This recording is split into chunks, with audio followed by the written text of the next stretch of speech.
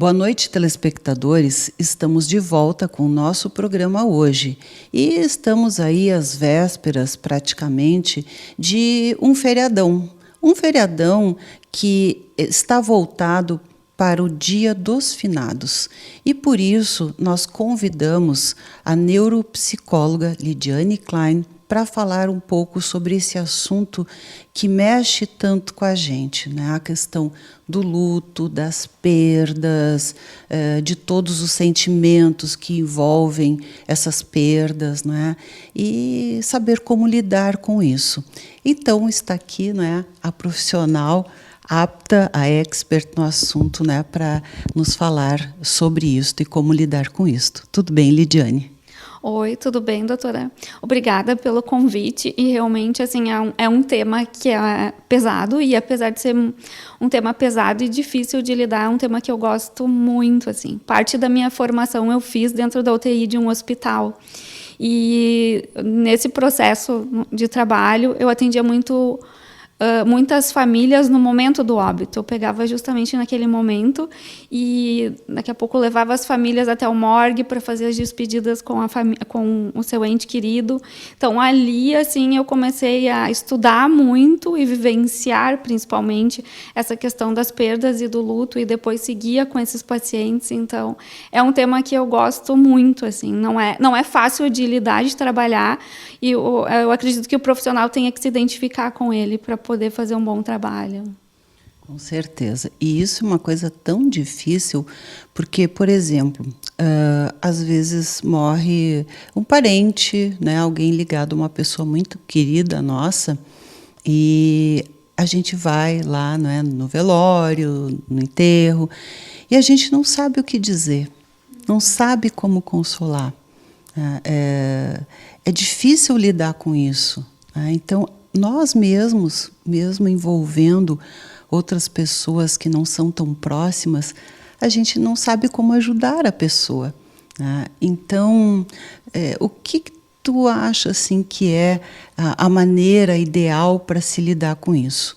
Tanto quando a gente quer ajudar alguém, quanto tu estás assim ajudando alguém a passar por esse processo de luto. Como é que acontece? Porque às vezes são pessoas que a gente já espera, ficam velhinhos, ficam doentes, sofrem. Então a gente já sabe, né, que está se encaminhando assim, né, para um final de um tempo de vida.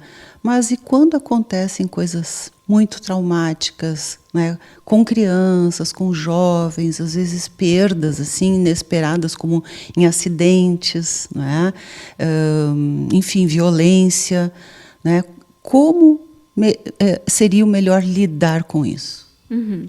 O processo de luto, ele é um processo que a gente fala que ele é individual. Nenhuma pessoa vivencia o luto da mesma forma que a outra. Então, é importante que a gente também entenda a situação que ocorreu, que nem tu comentaste, assim, às vezes um luto, a gente, quando tem um familiar que ele passa por um processo de adoecimento, a gente fala que a gente acaba também passando por um luto antecipatório, que ele nos prepara para essa perda. Mas quando a gente existe uma perda que é repentina, por exemplo, do nada, tu recebe uma ligação telefônica que o teu filho, o teu familiar sofreu um acidente e morreu. Isso é uma perda traumática. Então, é mais difícil, a gente fala que é mais difícil de lidar com essa situação, mas não que o sofrimento seja diferente de uma pessoa para outra. Existe uma metáfora assim, que fala que o processo de luto é como se a gente entrasse numa caverna escura e tu tem que cavar a saída com as próprias mãos. Não tem mais como retornar pela mesma entrada que tu iniciou o processo. Então, tu vai ter que ir cavando, e quando tu chegar no final desse processo, que às vezes não chega ao final, mas é uma busca de uma nova paisagem, de uma nova perspectiva, tu vai sair de uma forma diferente. E é importante também que a gente se permita viver a dor e o sofrimento. O que a gente vê muitas vezes é que perdi um familiar e eu entro num processo de negação, como se aquilo não tivesse acontecido. Já foi me relatado assim, às vezes os familiares falam assim, eu imagino que a pessoa está viajando e que um dia vai voltar. Mas a gente precisa se conectar com essa dor, com esse afeto, porque também existe uma frase que fala assim, quando a gente não elabora o luto, a gente não vive o luto, a gente passa a viver em luto. Então, daqui a pouco, a gente acha que está tudo bem e passa 1, 2, 3 anos e daqui a pouco estoura aquele luto que tu não viveu e começa a reviver situações traumáticas, assim, e muitas vezes tu não te dá conta que é disso, que tu não viveu aquele processo de luto, que é esperado. E hoje em dia a gente sabe que é cobrado das pessoas da sociedade um não sofrer, como se a gente não pudesse se permitir ficar triste, sofrer. E faz parte, a gente precisa se conectar com essa dor para então conseguir se curar. E toda essa dor que a gente sente, logo que a gente perde um familiar, isso também, ao passar do tempo, vai se transformando numa saudade. A gente não tem mais a pessoa viva com a gente, não tem mais a questão corporal dela, mas a gente tem uma imagem dela introjetada dentro da gente. Isso é o que fica, o legado que ela nos deixou. Pois é. Lidiane, são tantas perguntas, né? Então, uma delas é a seguinte: quando se tem filhos pequenos e morre alguém, as pessoas dizem, não, melhor tu não ir, né, do enterro do avô que tu gostava muito, né, ou de um amigo, né, privam a criança assim disto. Então, eu não sei o que eu faria, né? Eu me lembro que quando meus avós faleceram, foi uma semana depois do outro, e meus filhos estavam na escola, e como eram pequenininhos, realmente eu não levei, porque eu achei, nossa, isso vai ser traumático para eles. Mas até que ponto, né, em eles sendo talvez maiorzinhos, ou compreenderem, ou tivessem uma ligação muito forte com aquela pessoa que faleceu, a gente deveria levar as crianças, os jovens também, para acompanharem esse processo. Tu acha certo, errado, o que fazer? Uhum. Toda essa questão da morte, se a gente olhar para um tempo mais antigo, alguns anos atrás, não vamos dizer muitos anos atrás, era mais naturalizado, né? As crianças participavam, eu me lembro, por exemplo, da morte do meu avô, do falecimento, que ele foi velado no meio da sala da casa da minha avó, e nós crianças convivendo harmonicamente com aquela situação ali. Hoje em dia, a família ela tenta proteger, de alguma forma, a criança dessa situação, dessa realidade. Isso eu vejo como uma forma não positiva, porque a criança ela precisa aprender sobre a vida, e a gente sabe que a morte é um processo natural, vai acontecer em alguma etapa da vida. E a gente não tem o controle. Bom, daqui a pouco, assim, até levar a criança no velório de um vô, é algo que está preparando ela para outras perdas, mesmo se aquele vô tem um vínculo muito forte com ela, mas daqui a pouco a gente não sabe os porvires da vida, e daqui a pouco pode perder um pai, uma mãe, e aí vai dizer o quê? Viajou?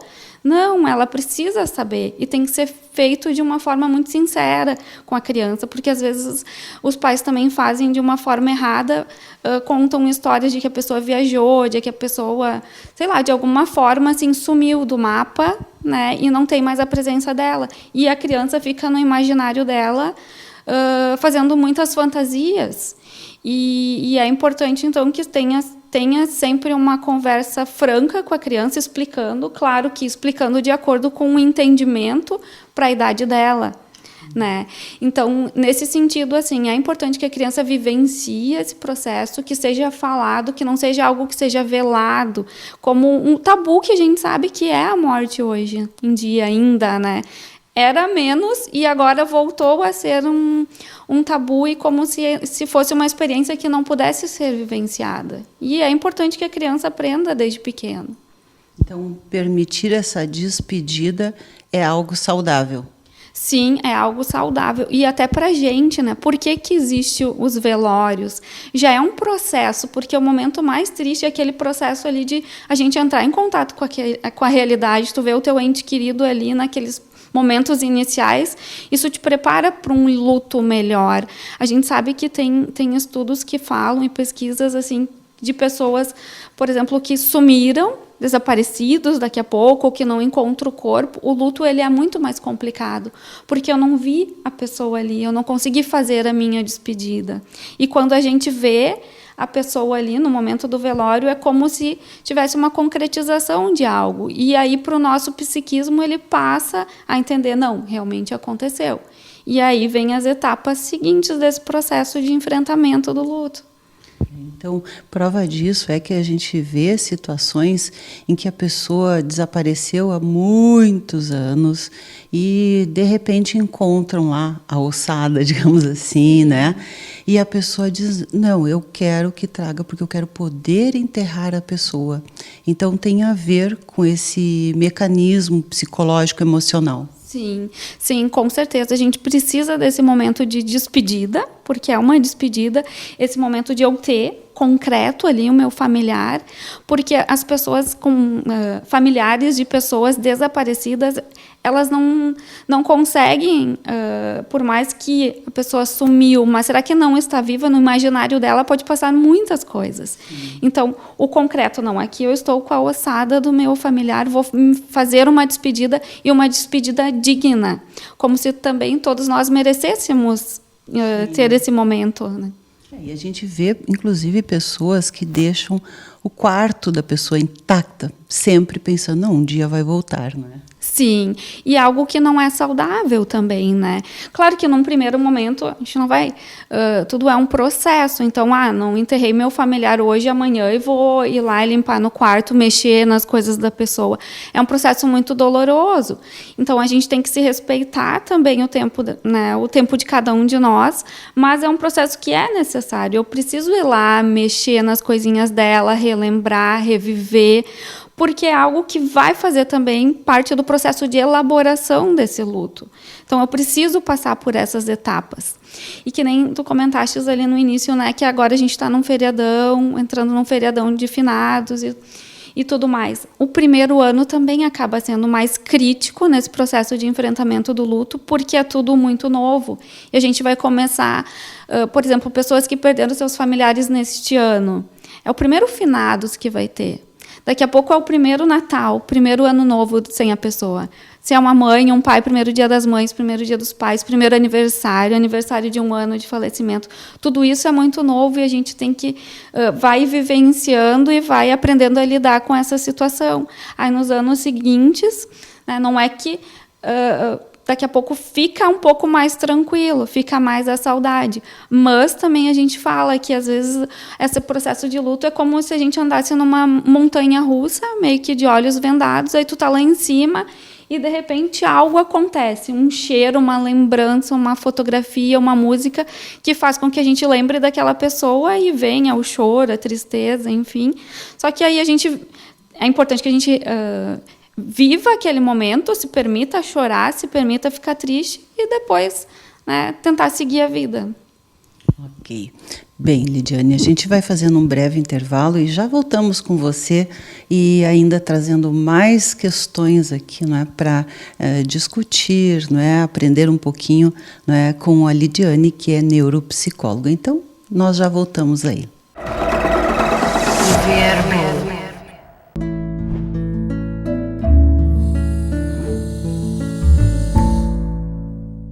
Estamos de volta e, tendo em vista a proximidade do feriado de finados, convidamos a neuropsicóloga Lidiane Klein para conversar conosco sobre o assunto.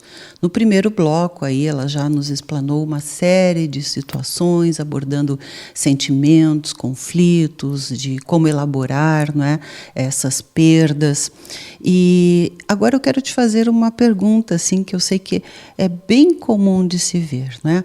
As pessoas, às vezes, né, alguém passa uma vida inteira brigando, criticando, xingando, acusando, mas principalmente, assim, até às vezes tem um marido que é etilista, né, e passa uma vida realmente assim, atrito. Mas aí, quando a pessoa morre, a pessoa vai lá no velório, chora muito, né? E diz, mas era uma pessoa tão boa, né? Por que as pessoas agem assim? Por que acontece isso? Isso é muito comum, né? Porque todos nós, a gente tem os dois lados. Tem aspectos que não são tão positivos e aspectos que são bacanas. E aí, quando as pessoas morrem, é comum que as pessoas passem, a família, as pessoas de uma forma geral, passem a ver e valorizar só os aspectos positivos, como se aquela parte negativa não tivesse existido. É uma forma também da gente ressignificar esse momento e tentar ficar só com as lembranças boas que a pessoa deixou. Então, muitas vezes são pessoas que vivem uma vida inteira de conflitos, que nem tu comentaste, assim, idosos que não se aguentam mais, mas que um falece muito rapidamente, meses, 1 ano depois, 2 anos, o cônjuge acaba falecendo também. Porque é um sentimento, o luto ele é algo assim que ele é muito entristecedor, e muitas vezes a pessoa já com uma certa idade, depois de ter convivido uma vida inteira com uma pessoa, quando essa pessoa não está mais ali, é como se parte dela também não existisse mais.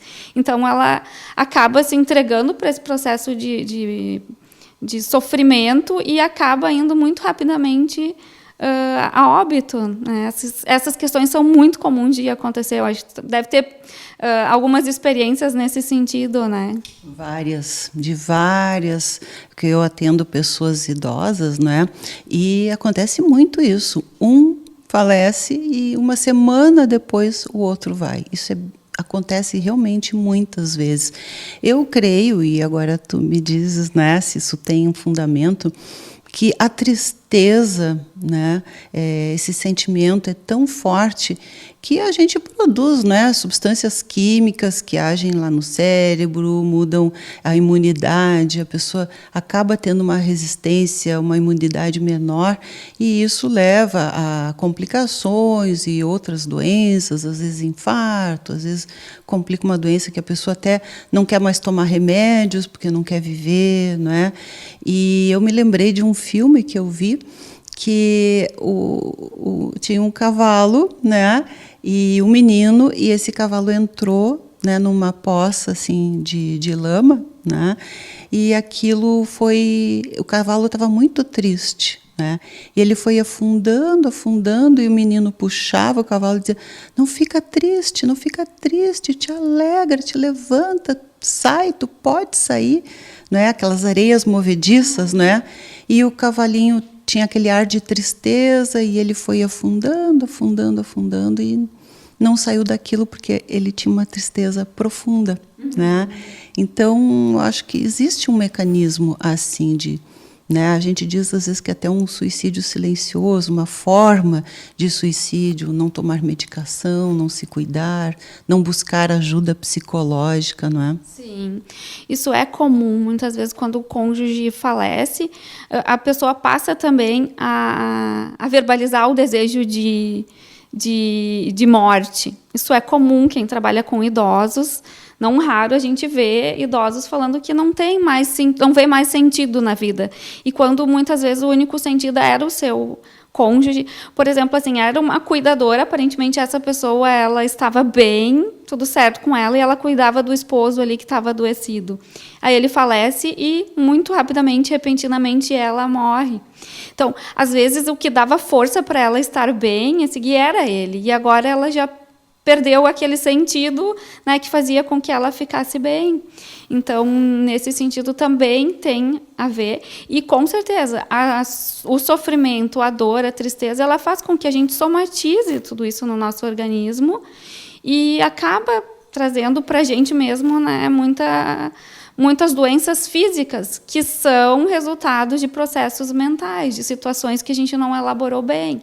E, às vezes, vem de uma vida inteira. Não é aquilo que aconteceu ali naquele último mês, mas algo que eu venho vindo de uma vida inteira e não vou elaborando e vou achando que está tudo bem dentro de mim e, na verdade, não está. O meu corpo vai mostrar que alguma coisa está acontecendo. E nesse sentido eu vejo que tem pessoas que passam a se dedicar 100% do seu tempo, da sua vida, a uma pessoa acamada. E aí, com isso, quando essa pessoa morre, ela perdeu vínculos com amigos, deixou de fazer atividades que antes fazia. e ela não sabe mais o que fazer, não é?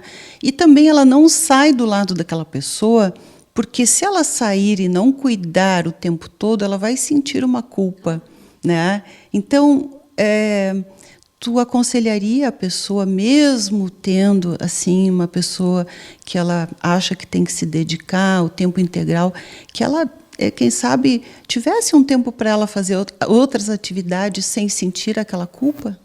Sim, com certeza. É importante que cada um de nós, e cuidadores, né? Eu sempre falo, cuidar de si mesmo para melhor cuidar do outro. Porque quando tu é cuidador, tu não sabe o tempo que essa outra pessoa vai ter de vida. Às vezes o médico profissional pode falar, vai durar 3 meses e pode durar 1 ano. Então é importante que tu esteja bem, que tu te esteja fortalecido, e os momentos de fortalecimento muitas vezes é quando tu sai. Tu vai, claro que agora a gente está no meio de uma pandemia, né? Mas se tu for num cinema, encontrar os amigos, tu de alguma forma te divertir, ter momentos de prazer teu contigo mesma, faz com que quando tu volte para cuidar do teu familiar, tu esteja mais fortalecida. Isso é necessário, porque senão a gente sabe também que muitas vezes o cuidador acaba adoecendo, principalmente pelo estresse, e muitas vezes pode até morrer antes da própria pessoa que cuida. Então, é muito importante a gente cuidar da gente mesmo. Não é egoísmo. Às vezes, as pessoas pensam, não, é um egoísmo muito grande eu cuidar de mim mesmo. Não, não é. E uma outra coisa que, quando tu fala em culpa, eu já vi muito, assim, familiares. Bom, meu familiar está ali, digamos que, né, num processo que a gente sabe que ali na frente vai desencadear a morte dele, o óbito dele. E, às vezes, eu desejo que o meu familiar morra para que isso tudo acabe, que eu passe a ter a minha vida novamente. Só que eu pensar nisso me causa um processo de culpa muito grande. E a gente sabe que todos nós somos carregados de ser humano, isso é inato da gente, trazer a culpa para a gente. E é perfeitamente normal eu querer que a minha vida volte ao normal, né, aquilo que era antes, que eu possa fazer as minhas coisas, mas tudo a gente sabe que é um processo, e em um momento aquilo vai acabar. Só que esse momento, às vezes, se estende por muitos anos. E aí as famílias ficam muito sobrecarregadas. Bem, Lidiane, eu teria várias coisas ainda para te perguntar, para falar, né, de situações que a gente experiencia, né, e olhando para a gente, pensando, né, nos nossos sentimentos. Mas, infelizmente, o nosso programa chegou ao fim, né? E nós vamos ter que encerrar, mas eu te convido, né, numa próxima vez, a continuarmos, mesmo depois do Dia de Finados, né, continuar falando sobre esse tema tão importante. Então, né, por hora, te agradeço muito, foi muito bom ter, né, esse bate-papo contigo aqui e poder estar, né, ajudando também aqueles que nos assistem, né, a ter uma vida melhor, né, ao enfrentar essas situações. Então, muito obrigada e até breve, se Deus quiser. Obrigada, agradeço mais uma vez o convite. Eu acho que deixo também um recado para as pessoas que daqui a pouco estão passando por esse processo de luto. Se sentirem que não estão dando conta sozinho, que busque a ajuda de um profissional, porque vai conseguir externalizar tudo aquilo que está sentindo, vai aprender a lidar de uma forma diferente. Alguém que olhe de fora e não esteja envolvido emocionalmente. E eu ainda encerro assim com uma mensagem para você. Tem uma música que diz, que eu adoro essa música, diz: é preciso amar as pessoas como se não houvesse amanhã, né? Então é o recado que eu deixo aí para você, né? Amor, ame, independente, né, de a pessoa merecer ou não merecer a seu critério. Ame, né, que você vai ser mais feliz. Então, obrigada novamente e até breve com vocês aí, né, no nosso Viver Bem. Viver Bem.